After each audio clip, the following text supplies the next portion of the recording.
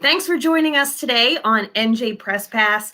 Today's episode, Calling the Shots, focuses on your questions about the COVID-19 vaccines and how to get them in South Jersey. We are taking your questions live. You can pop them into the comments, and they will be answered by our panel of experts. With me today is Caryelle Lasher, communicable disease investigator for Camden County's Health Department. And she's going to help us how to understand how to acquire the vaccine.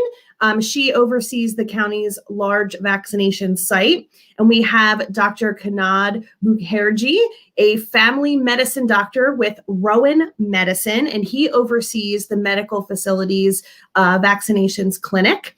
And my colleague, Jared Safran, he is based at the Burlington County Times in South Jersey. He is our Southern New Jersey regional vaccine beat writer for the Burlington County Times, Courier-Post, and the Daily Journal.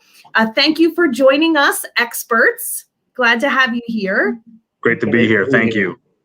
We have so many questions from people already. They've been coming in. I've been asking people, what must you know about the vaccine as you wait in line to get it? So we have a lot of questions that came in. Again, we are taking your questions in the comments. I think we may have some already coming through. But before we start taking viewer questions, I want to go to Jared. You've been writing about this so much. Could you give us some of the basics of who can get vaccinated right now and what's important to know before you go to any clinic or your doctor? Yeah, well, thanks for having me, Carly. The most important thing to remember for people in New Jersey is don't just show up to a site. Everything is appointment-based right now, whether you make it through the state or through another portal. Everything is appointment-based, so make your appointment before you actually go to a site. If you go to a site and just try to get a shot, you're going to be wasting your time. So that's the number one thing to know. As far as who's eligible right now, healthcare workers were the first group eligible, and they remain eligible. The process is still working through them. Police officers, first responders, firefighters are all now eligible, as well as essential workers. And then anyone over 65 can get a shot. And then anyone from age 16 to 64 with a chronic, and that's Governor Phil Murphy's word, medical condition. And that can mean diabetes, it can mean obesity, it can mean a variety of different things. But those are the groups that are eligible right now. We're not at the general population point just yet, but more and more groups are becoming eligible. Yeah, and that it was important for us to get into the conversation and answer your questions now before the general population is eligible. Jared, what from your reporting has really stood out to you? I mean, you've been at vaccine sites, you've talked to individual people, you've talked to officials. What are some things, is there an individual story, some kind of medical facts that really stood out to you so far in the, I guess, has it been 2 months that you started this beat? Yeah, almost. So the first thing, because I do think there are still a lot of people out there, some polls have it as almost half the population, who really aren't sure about getting vaccinated and about this product in general and what it might do to you. I've seen probably upwards of 50 people at this point actually take shots and then sit in the waiting area. And I have not even seen so much as or heard about, because you can't always see a side effect, but I have not seen or heard about so much as a side effect, let alone an allergic reaction or something more extreme. So based on the anecdotal evidence that I can offer as a reporter, the vaccine seems perfectly safe. So that's number one. Number two is that the process, this is the largest and most unprecedented public health effort really in modern history. And it's not the smoothest process just yet. The state of New Jersey is saying that they need more doses from the federal government. There are people who are saying that the state is not using a lot of its doses. The mega sites are up and running, but they're only doing really a fourth or a fifth of what they are capable of on a daily basis right now. County sites are opening. Some ShopRites are doing it. Some Walmarts are doing it. Some sites are opening and then doing some vaccinations and then not doing them anymore. So it's not the smoothest process right now. It's almost like everybody is figuring this out as they go. Right. So, Doctor, I think it's worth explaining to people, just getting right into it, which vaccines are available in our area, especially your clinic, and kind of a brush up on how they work in our bodies. Sure. So there are two vaccines that have currently been approved or emergency use authorized by the FDA, the Pfizer vaccine and the Moderna vaccine.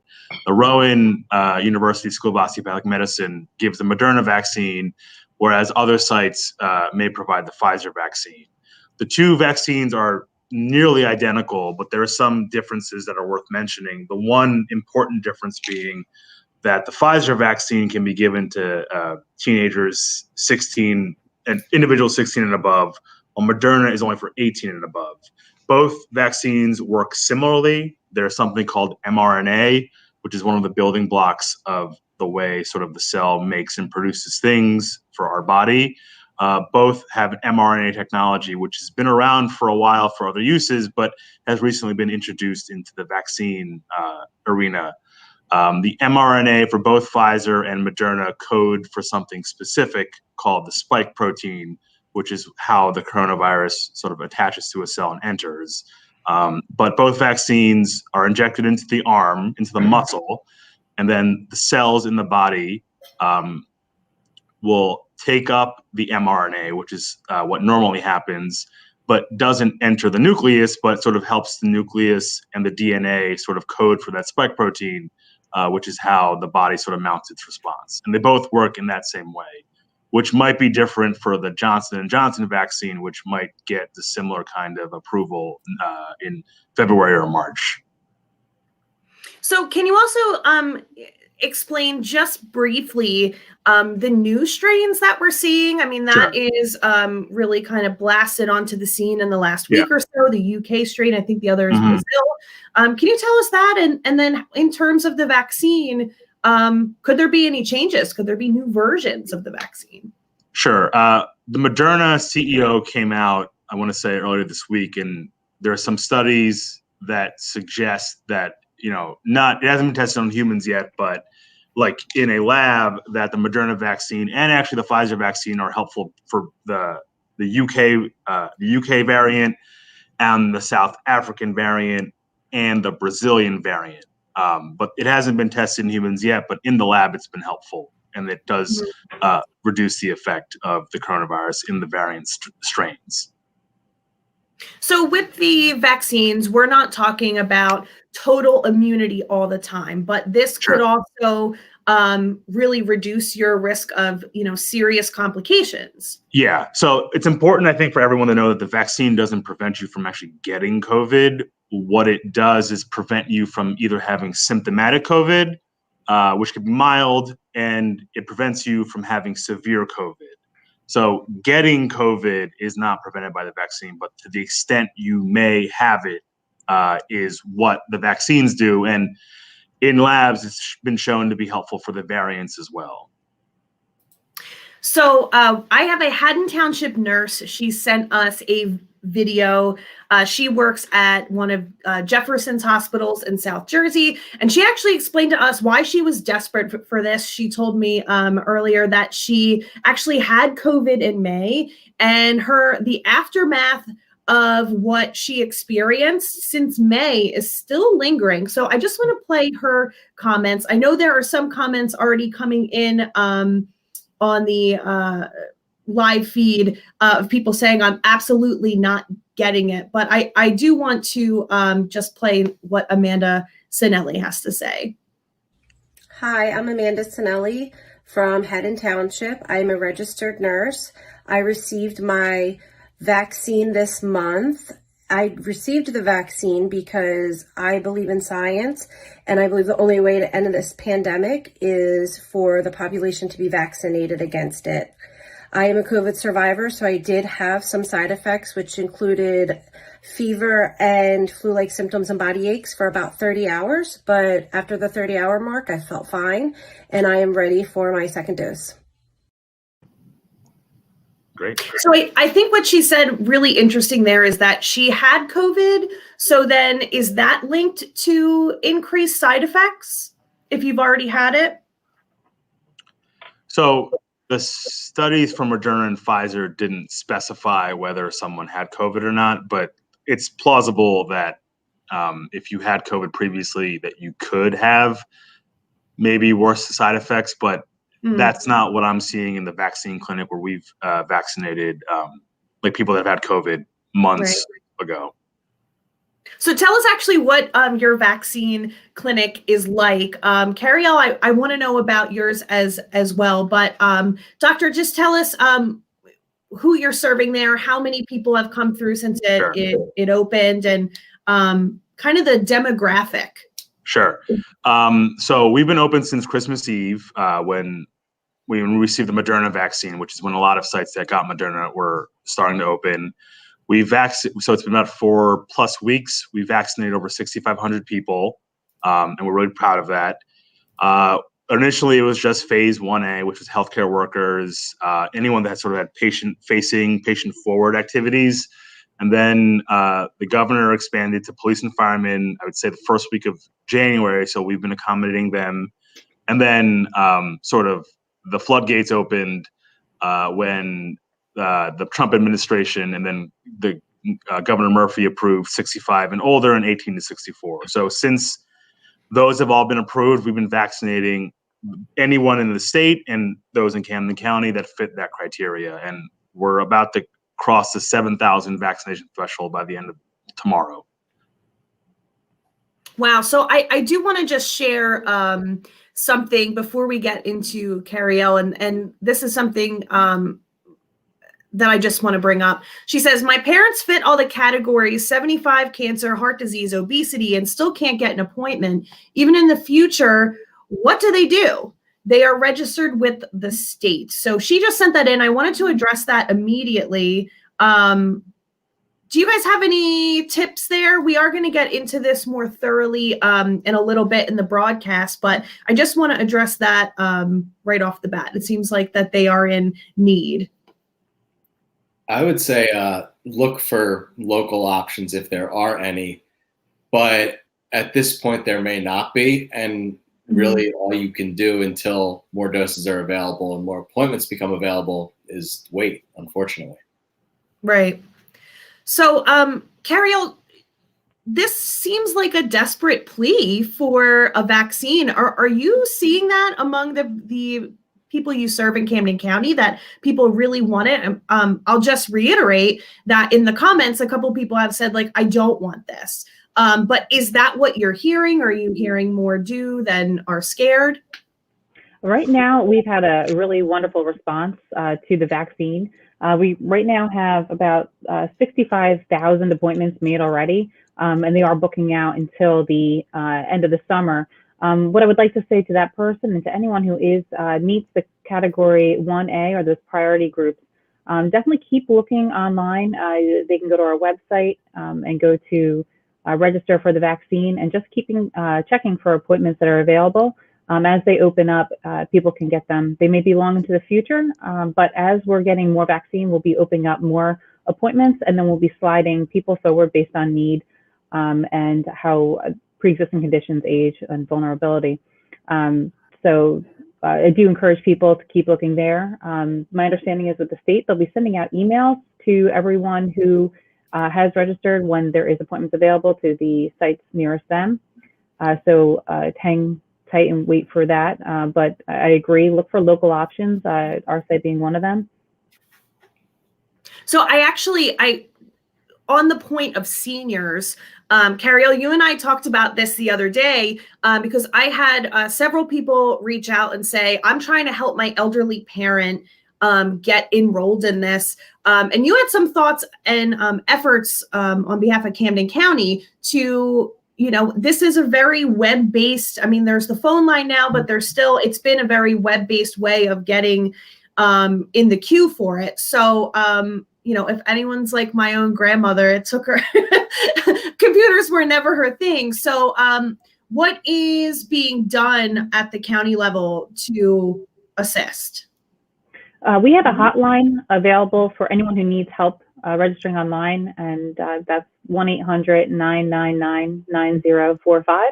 And they can give a call and we'll register people that way because we understand this has been difficult. We're also reaching out to our senior living complexes and working with them to get their residents registered.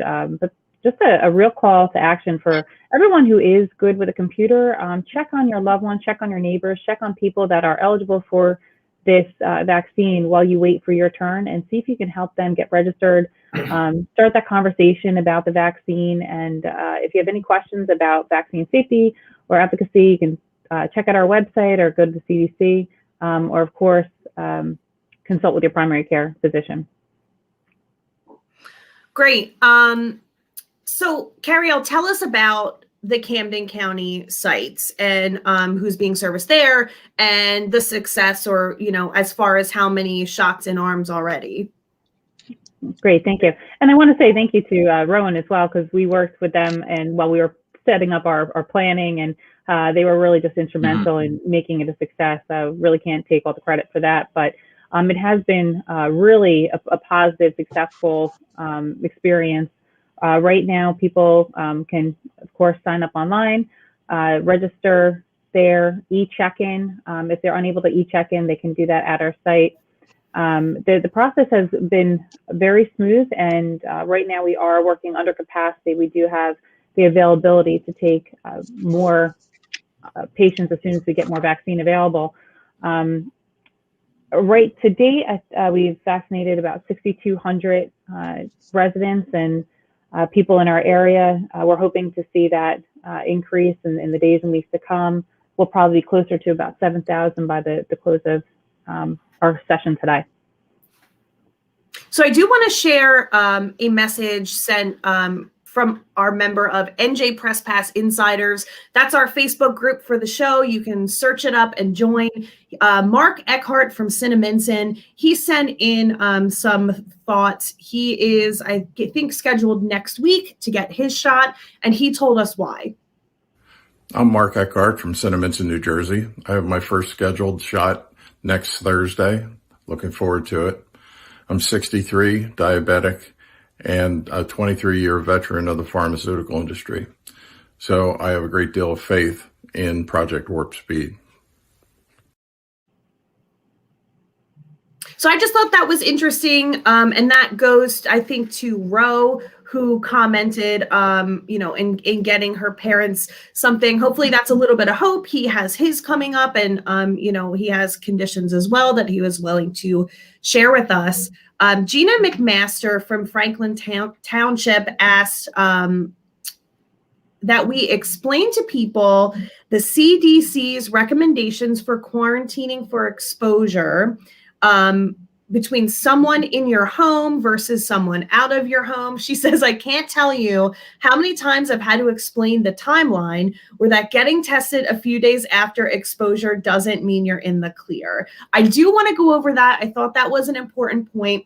And also jumping into what you're expected to do to continue to protect yourself after you do get your shot. Doc, could you take that on? Sure. Yeah, so there's a lot to that question. It's actually not as simple as the question that was asked. So, there's quarantining if you've been exposed to somebody, quarantining if you've been out of state, et cetera, et cetera. So it used to be 14 days. There are some reasons it should still be 14 days, but now the recommendation is 10 days quarantine or 7 days if there's some testing involved. I also want to make a quick comment about the testing. So there are two types of tests. There's the rapid test, and then there's a PCR test. The rapid tests are only helpful if you are already asymptomatic and it confirms that you are negative. If you have symptoms, a rapid test that is negative doesn't really tell you much. the gold standard test is the PCR test, which is often when they pleasantly stick the swab up your nose. That is a more confirmatory test and picks up people who don't have symptoms but have the virus, or those who do have symptoms and have the virus. So to answer that test piece of the question, it really does depend on the kind of test. Like I've seen all these rapid COVID testing sites, and I'm pretty sure most of them are rapid tests. And they're only really helpful if you don't have any symptoms to start with and confirming that you don't have the virus. So that's sort of that part of that question. And maybe the broader point of, if you get the vaccine, now what? So, if the data on both Moderna and Pfizer haven't revealed itself to prevent what's called asymptomatic spread, meaning you may harbor the virus, you don't have any symptoms, but you may give it to somebody else. In all the medical science that sort of I've learned in medical school, there should be some protection in asymptomatic spread, but they're studying that currently, and they're going to release that data once it becomes available. But if the vaccines, both Pfizer and Moderna, and maybe Johnson & Johnson and whatever else is available to the US and the world, prevent asymptomatic spread, then the world will look a lot more normal than it did before. Or also, if enough people get the vaccine, what's called herd immunity, that's another way that the world will look more normal and familiar that we're used to. So that's sort of the second part of, once people are vaccinated, then what? It is possible to get the vaccine and potentially provide or give the coronavirus to somebody else, even if you don't have symptoms. But that data hopefully will come out and prove that it prevents that. And that's one of the many things that I and everyone else is looking forward to reading about once that data is published. So that kind of goes to another question from Joe Allen. He's in Gloucester Township, and he says, how long do they think the vaccine will last?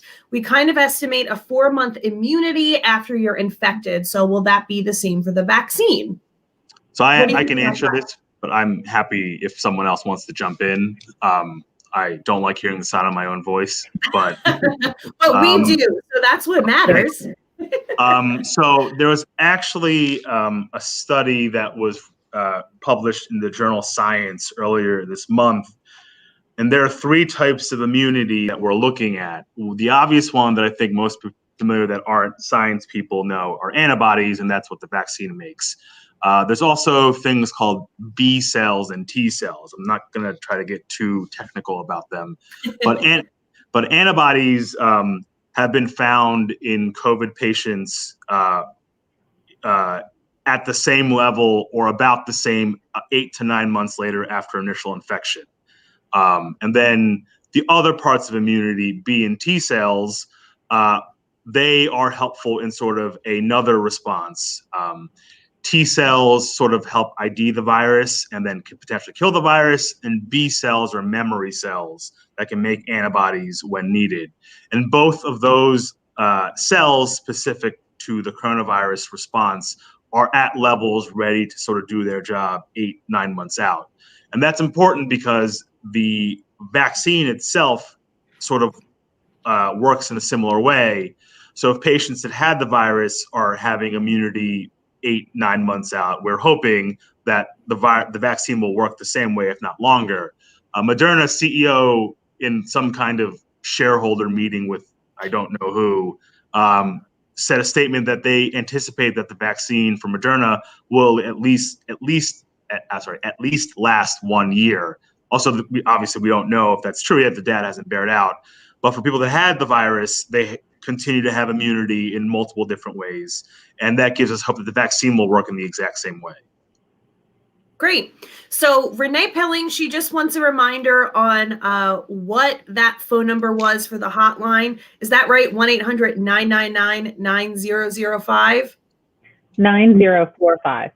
9045. So again, I'm going to type it right into the comments for you. 1-800-999-9045 is the hotline. You'll see I just popped it in the comment for you guys.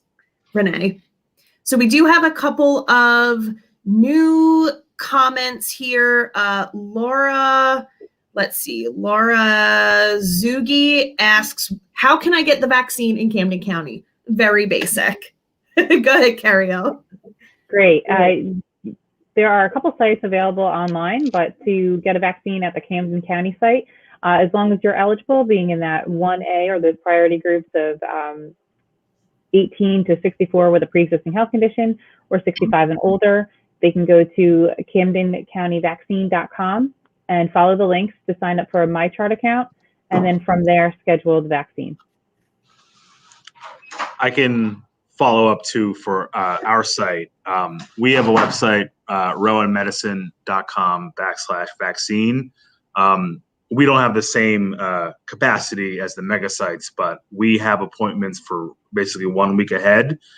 They go quickly, so it's important to check that website sort of vigilantly and frequently, but people have been getting in once they found an appointment. So rowanmedicine.com/vaccine.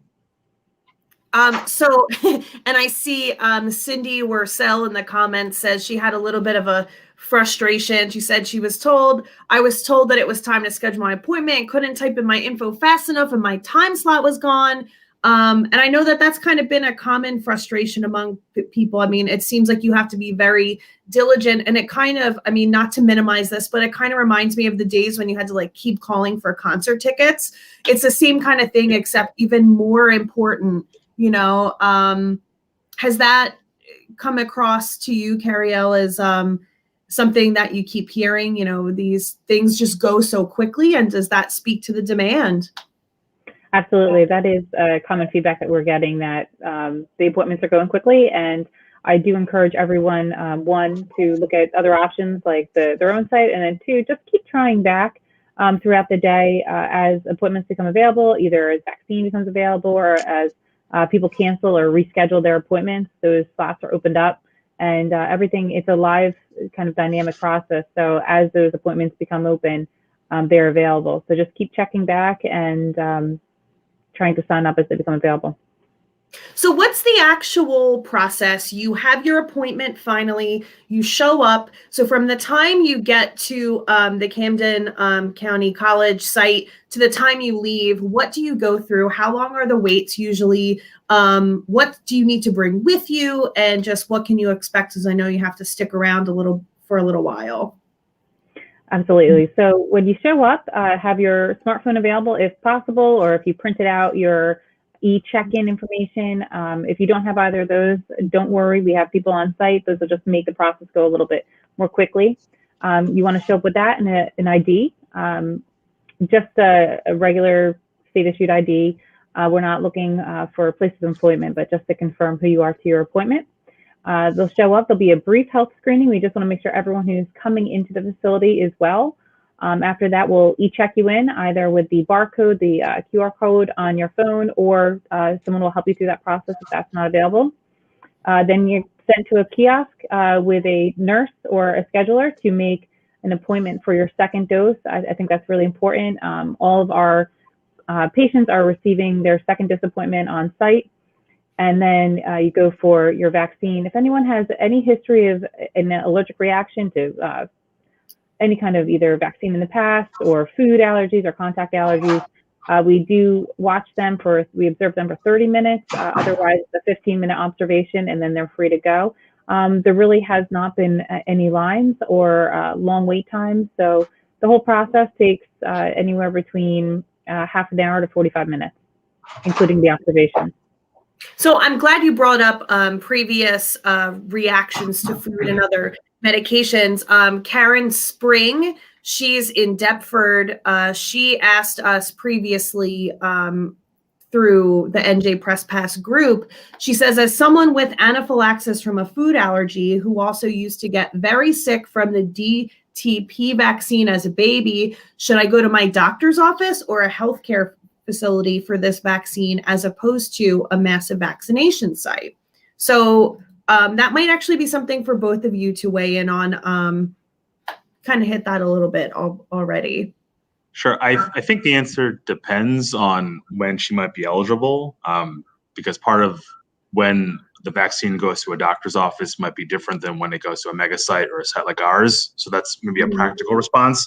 But sort of to answer her question, if she has the ability to get the vaccine now, I think going to any facility, our site or the Camden County mega site or any healthcare facility is the right move, because there are many people like myself, EMS, EMT, other first responders, other physicians, other nurses that are sort of monitoring and observing people to ensure that they're not having any responses. And if they do, we have the things necessary to treat them here, or if they need to go to a higher level of care, sort of moving them in that direction. But there are physicians, nurses, first responders on site to sort of, address any issues that happen if they do. Absolutely. I just want to share quickly. Colleen Robinson says she went to the Camden County College site for hers. Well-oiled machine, easy, professional, caring. So I just wanted to share that her experience so far. Jared and I have been writing about the effort to move teachers up in the lineup.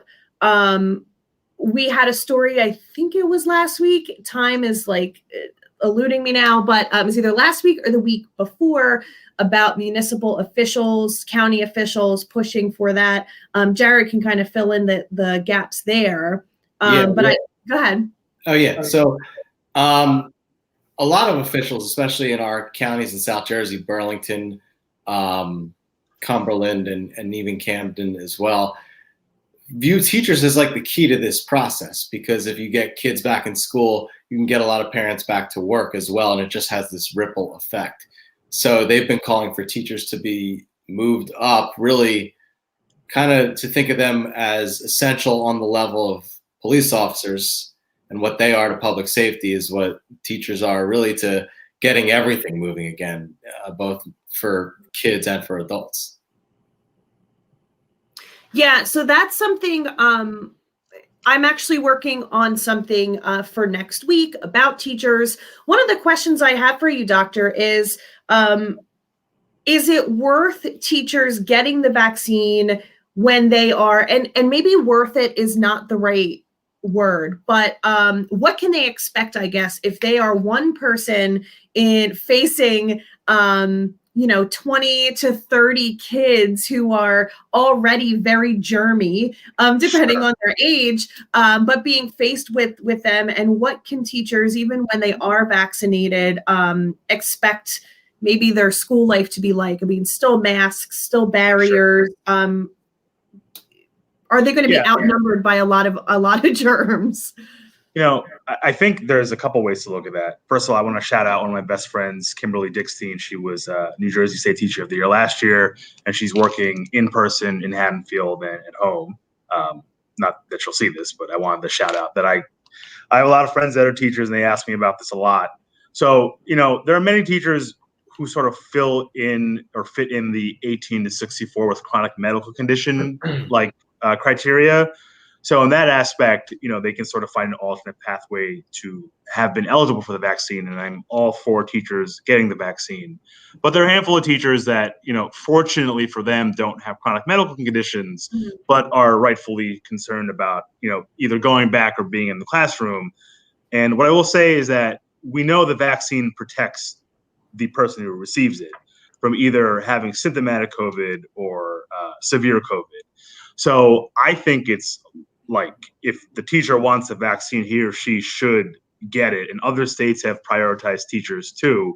So I feel that New Jersey, either is moving them up soon or they should be getting it. I think depending on what age the teachers teach, the Pfizer vaccine is for 16 and 17-year-olds. So it's possible that a classroom with Pfizer vaccinated students and the teacher being vaccinated is the ideal scenario for now. So that's sort of one potential scenario. But I think that a teacher, if he or she wants the vaccine, should be able to get it. And they also sort of might have separate eligibility by having chronic medical conditions. So I think the future of classrooms might be some hybrid version, or, shields, what I sort of see now through my friends that are teaching. But everyone that's eligible for the vaccine getting it is sort of how everything looks normal again. is how I would answer that question. I mean, I think it's clear to most people that just because you're vaccinated or those around you are, diligence can't go away. And I think that we have another question from Joan Ballard in Gloucester County, and she says, I've seen several reports that you can still infect people even if you get the vaccine. She says, are you only protecting yourself, or will you still need to wear masks? Is that true? And it seems like that is true. I mean, that's kind of where for the now. Yeah. Yeah. I like hearing for now. That's very hopeful. Yeah. I'm hopeful too that there'll be some reduction in asymptomatic spread, which I think is the silver bullet out of all of this. Plus everyone getting the vaccine, obviously. So it's true technically that if you get after the series, so for Pfizer, the series and your peak protection is like day 30, I think, if I'm not mistaken. And then for Moderna, it's day 42. Yeah, 6 weeks after the first dose.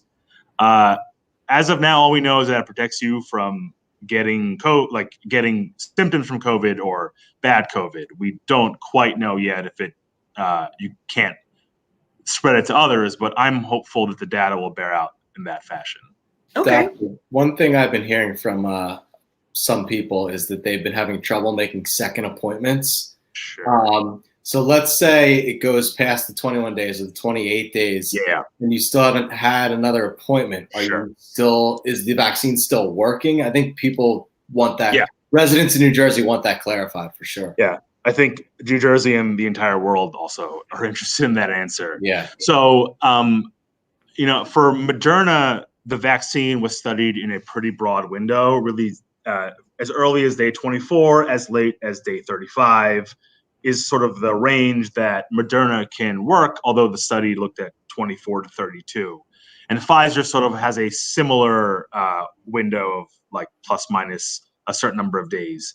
The ACIP, which is one of the medical bodies that sort of does an immunization best practice, had a meeting, I think yesterday or Tuesday, where they said sort of the upper limit for both vaccines, the latest should be day 42.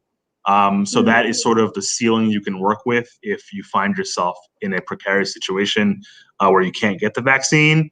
And both Pfizer and Moderna have this point of, even if you're out of day 42, to not restart the series just to get the second dose. I know both of them are looking at different timeframes for further data that's going to come out. So we'll have more answers then, but sort of the upper limit of the last day would be around day 42 per the ACIP. Okay. So I have a question coming in from Rena. She says, what if we received the vaccine in another state, but we've moved to New Jersey and are due for the second one? This is actually the second question that came up in the comments about moving into New Jersey. I think somebody else said that they came from California. Is that going to be problematic here? Caryelle, could you answer that one? Do you know? Sure. Right now, we are not scheduling people for second dose only. However, we'd be happy to talk someone through that process. I would recommend anyone who is looking for their second shot, anyone who got their first vaccine through registering with the New Jersey registration system. There is, I think it opened up maybe yesterday. They'll be sending out information on second doses this weekend. They're recommending that if anyone has any questions to call Monday. I do have that number as well. But if there's any specific questions on that, we can help walk those people through that. And again, the state is a great resource, and that's a 1-855-568-0545. Okay, so I also just want to hit, and I think we went into this a couple minutes ago. So, Carly, can I add something? Absolutely. There, for both Pfizer and Moderna, there is data saying there's some protection after your first dose, so it's not like you're totally left, out to dry. But the second dose should be a priority. I just wanted to make sure that if you received your first dose and you're scrambling to find a second dose for circumstances, you still have some protection, but it's still a priority to finish the dose series out. Okay. So I just want to reiterate quickly, Mia says, what identification do you need to get the vaccine? Her grandmother does not have a driver's license. Caryelle, I think you went over that a little bit. What is needed to come to the Camden County College site and make an appointment there? Can you just run through that one more time? Great. Yeah, we're just trying to make sure that we're verifying that we have the right person for the appointment. So if there's any kind of ID, a passport, a government issue ID, even maybe like a medical card, just something with that person's name on it that we can confirm that we have the right person for the appointment. Okay. Same at our site too. Great. So the same at our site. Okay. So Marie Flynn in Gloucester County, she wants to know about the vaccine's impact on fertility. This is something that I've heard a couple times going around. We actually had a pre-show discussion and it came up. She said, my daughter's physician told her not to get the vaccine because it causes infertility, and then tried to sell her vitamin supplements. Maybe there's something else going on there. I can't find any information to support this. Her gynecologist says it has no effect on fertility. Do you have information concerning this? So, doctor, you have to be the tiebreaker here between the family med and gynecology. Yeah, to the poster, I don't know if your daughter's physician that tried to sell vitamins is trained in OB-GYN, so that's maybe one thing to consider with maybe what their scope of training is.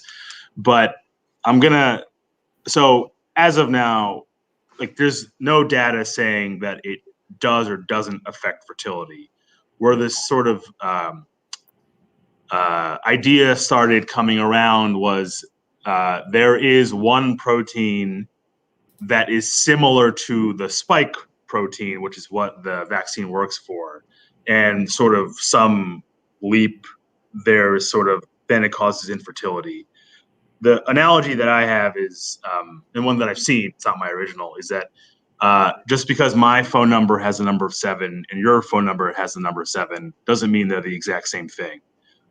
There are similarities, but not enough to sort of cause the chain reaction events that would cause infertility. And in both the Moderna and Pfizer studies, people in the vaccine arm got pregnant. So there's some data that anecdotal part of data suggests that it may not happen, but it wasn't completely studied. But just because someone says something doesn't mean it's always true. But I want to point that out. So I know neither of you are with Inspira, but Inspira, we did report that they had a problem getting some vaccines. Appointments were canceled, and in the comments, it's come up multiple times now. People saying, "What do we do? They haven't been rescheduled." Do you think that they're just going to be kind of back in the regular queue? You think they're going to be trying to come to the Camden County sites? And is this just a part of the difficulty of such demand? Caryelle, do you have any thoughts on this? I mean, I know that you can't speak on what's happening in Inspira, but I mean, just like the demand of this, and what do you think is going to happen to these people? Right now, demand is high. I can speak just for our site alone. We've had over, like I said, 65,000 appointments made.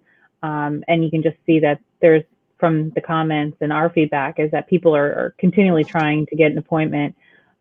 With this, I'm hoping that vaccine will become more readily available and that we will get more notice on when the vaccine will be coming to us. So hopefully, not just Inspira, but for all sites, we'll be able to schedule, if there needs to be changes in appointments, that will be done with plenty of time and that they'll be able to be made up. I can't speak to what is going to happen with those appointments, but I've been making the recommendation that people go ahead and sign up at the state and then also with ours. And as soon as an appointment becomes available, go get the vaccine at the nearest and most current at the soonest you can, and then just cancel any other appointments available. So I don't know what's going to happen, but there are other options, Rowan and ours and others locally. I think it's important to also, for those that receive the first vaccine at Inspira, to know if they're going to another site that it's the exact same vaccine. I think Inspira had Pfizer, if I'm not mistaken. So getting a second Pfizer dose is what should be the goal, and not every site has Pfizer. Like we have Moderna only. That's sort of something I want to add to that piece. Okay, I think that's a really great point. In this, panic to meet your second dose deadline. Make sure you're getting the correct matching set there. Yeah. So it's also come up a couple times. It seems like people in our comments are very concerned about their elderly parents, grandparents, and specifically a question came up. Is there anyone to contact for elderly to be vaccinated at home? If they're unable to leave their home, maybe they're not in a facility where they're going to come around and get it. Is anybody doing, doorstep vaccinations? Is that going to be part of any plan that you know of so far at your sites? For our site, we've been, that's been a conversation, is having mobile availability of vaccine, not just for home, but also for perhaps on site at senior living or at some kind of congregate living sites. That has been a conversation, but right now it's really dependent on vaccine availability. We're looking right now to kind of reach the most people we can as quickly as possible, and that would be through our large sites and sites throughout the county. I think when vaccine becomes more readily available, that would definitely be our next kind of phase or conversation to have, is looking at those people that do have different mobility issues, and either arranging for vaccines to come to them or transportation options to one of the regional sites. Yeah. So go ahead.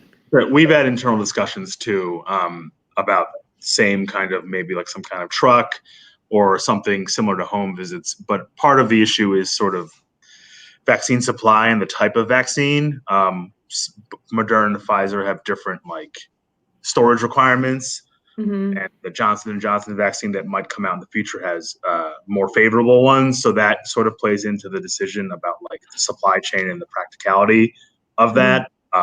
But we're having similar discussions too, and some of it's just dependent on the type of vaccine that is available to do that, because not all of them sort of lend itself to that kind of visit yet. So the number one question coming into the comments sections right now is, here's my stats. Am I eligible? So what is that a hotline question? Eligibility. If they don't have access to the internet, absolutely, they can call and we'd be happy to walk them through that. And that number is 1-800-999-9045. Yeah. That should, if you're looking at the comments, scroll up. We have the hotline already in there. Otherwise, online, we'll give you both of the websites for the Camden County site and the Rowan Medicine site. Go ahead and give those again, guys. CamdenCountyVaccine.com. And then rowanmedicine.com/vaccine. I'm putting these into the comments now for you, so you can pull them up. That's going to be the best way to get individual eligibility information for both of their sites. Jared, is there anything else that you can add about how people can find these and determine if they are in this first wave of vaccinations? Yeah, I would recommend the state COVID headquarters online as well. I don't know the exact web address off the top of my head, but if you Google NJ COVID Hub, you'll be able to find it pretty easily. And then the state phone line as well, 855-565-0545. I hope I'm getting that right. But they can walk you through eligibility questions as well. It's heavily staffed, more than 250 people ready to take calls from all over the state. Okay. Pretty much any relevant question that you have about the process can be answered there also.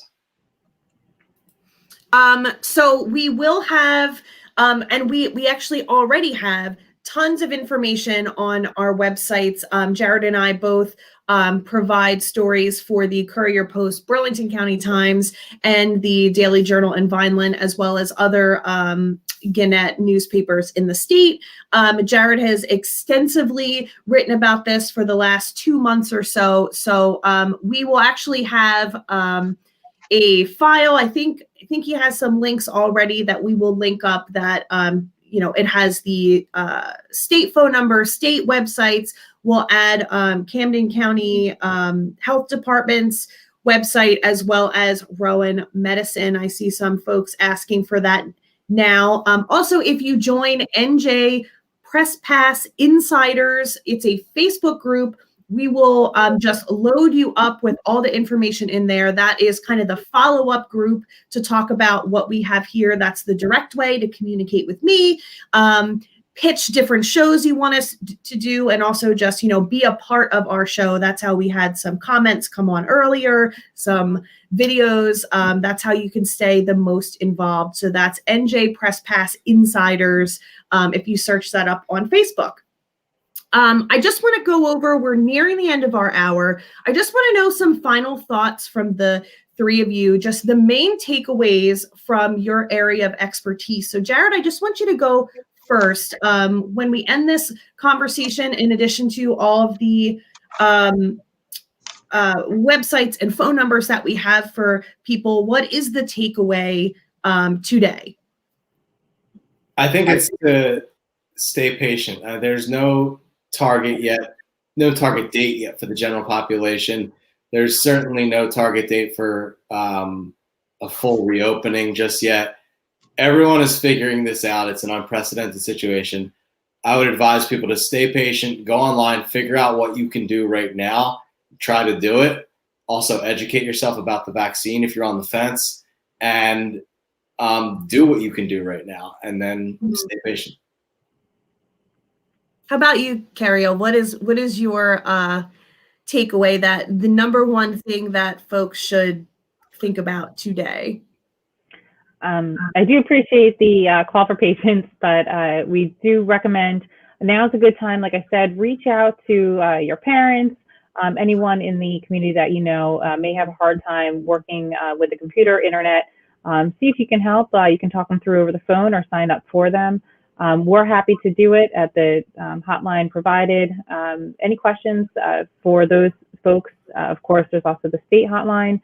And then it's promising that the vaccine's here, but it's not our only solution, and it's not going to get us through this by itself. We still need to remember to social distance, keep our space, wear our masks, wash our hands while we get through this vaccination process. So it would be that, just everyone continue all the good work that they've been doing, and take care of the people around them.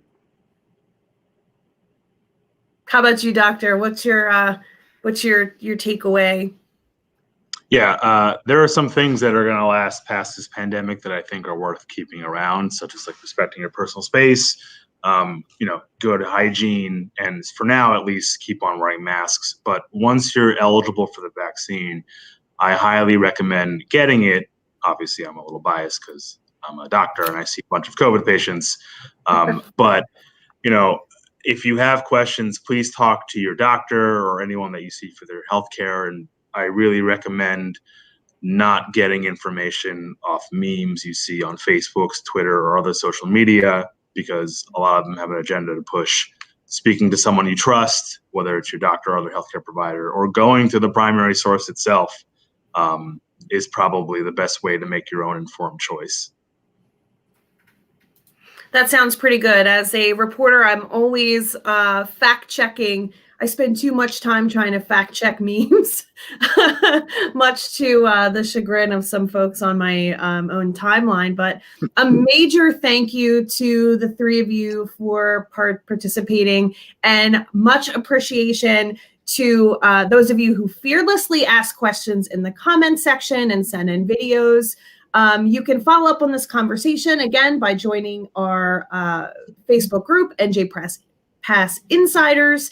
It is free. You just have to search it and join, and you can, get in touch with people. As always, I'm happy to share my press pass with you. That is what NJ Press Pass is all about. You're taking it and connecting with who we need to connect with, because on this show, I'm always asking your questions. So make sure you stay curious, stay healthy.